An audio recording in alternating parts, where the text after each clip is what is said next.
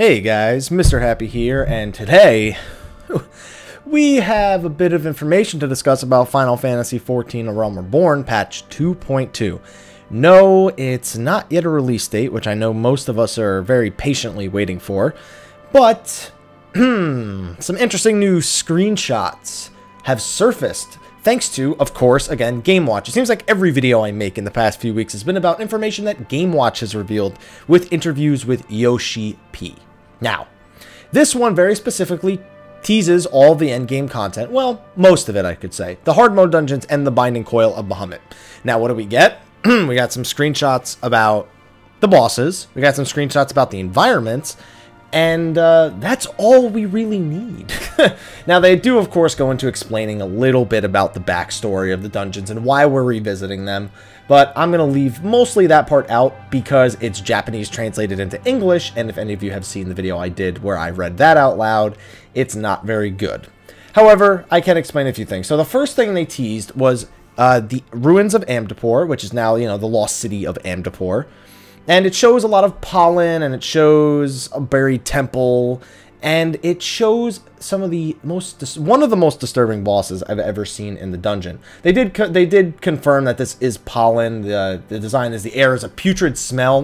Maybe not pollen, but a putrid smell. It's a very poisony looking area that seems to be eating away at its inhabitants. Also, the temple, of course, the Kalne buried temple.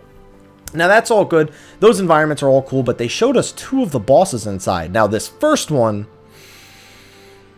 that is a Gubu.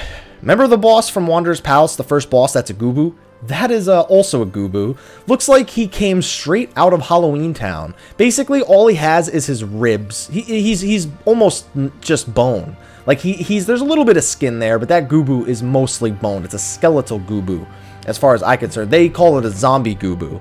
But that is a disturbing looking Gubu. It looks like a pumpkin to me. But that's going to be one of the bosses. But that's not the interesting boss. This is the interesting boss. Now, those of you who played Final Fantasy XI recognize this boss pretty immediately. And those of you who may have even played other Final Fantasies like 8 will recognize this boss immediately. That is Diablos. He was called Diablos in Final Fantasy XI, but I'm going to assume his name is Diablos here. And he is looking to be the final boss of Amtoo Township. Now, I'm a little bit disappointed. I should probably stop calling it Amtoo Township. Lost City of Amtoo.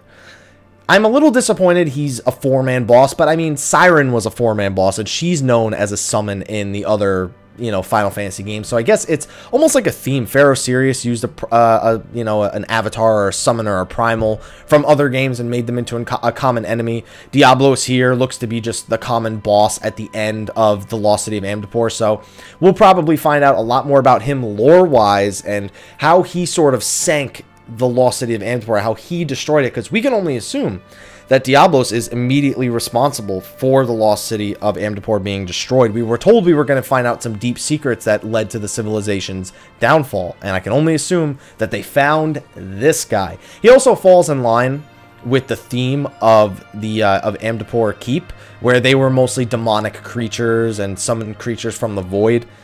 He fits into that sort of caliber, so it makes sense almost that he would be the last boss of this dungeon as well. Now, moving on from the Lost City of Amtoo, we got a few screenshots of, what's it called? Brayflox's Long Stop.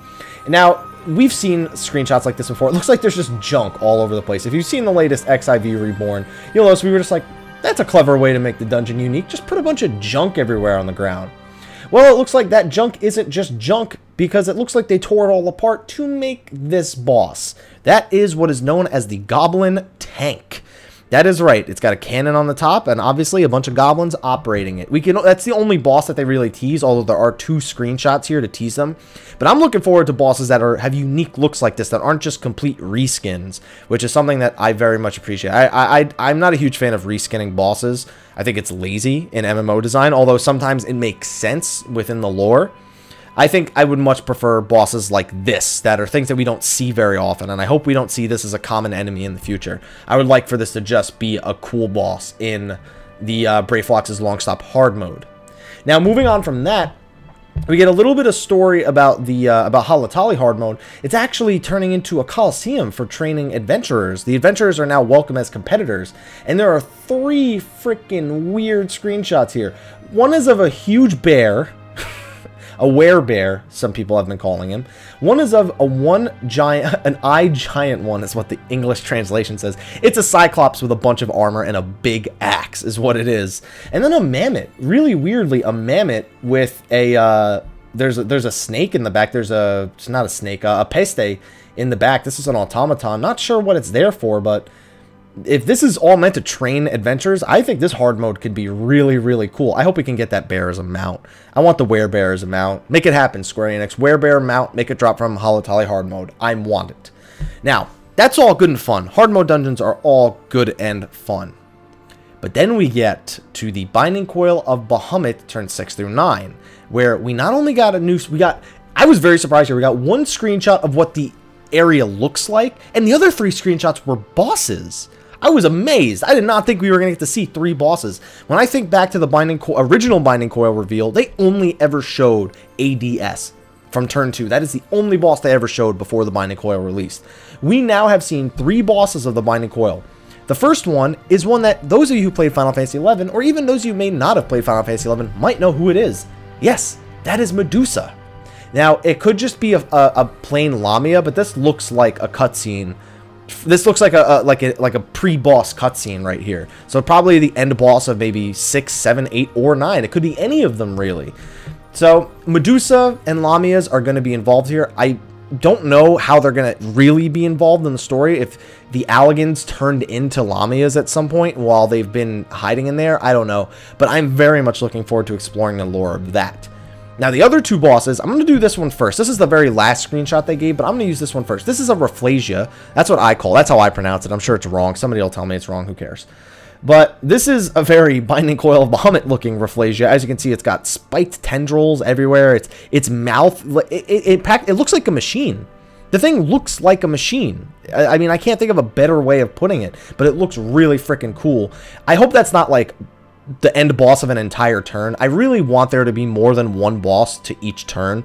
Not every turn needs to have 2 bosses, but, and I don't mean like turn 1 did it with ADS, hey, he was just trash. No, I mean literally 2 different bosses with 2 different loot tables. That is what I would like to see.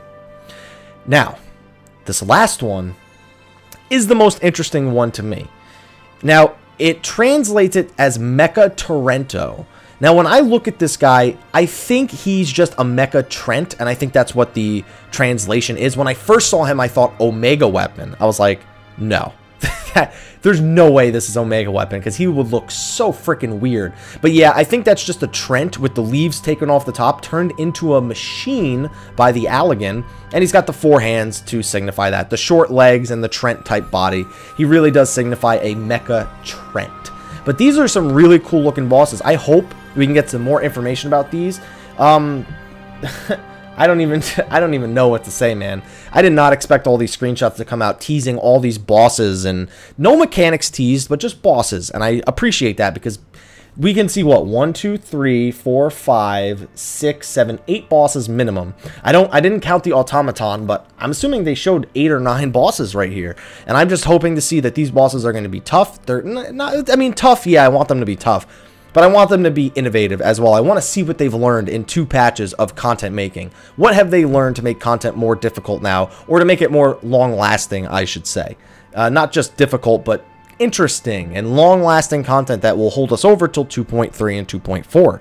I'm very much looking forward to that. Hopefully you guys are too. If you are, be sure to like, favorite, subscribe, and share for more Final Fantasy XIV videos. Also, be sure to check out the rest of my channel, where I post Final Fantasy XIV videos, Final Fantasy XI videos, Diablo 3, Dark Souls 2, whatever. Check it all out. I'm sure you'll enjoy it. Also, be sure to like me on Facebook, follow me on Twitter so you can get regular updates about what I'm doing, pick my brain a little bit, and you can find out when I'm streaming. Also, if you want to find out when I'm streaming, just follow me on Twitch. That link is in the description below as well.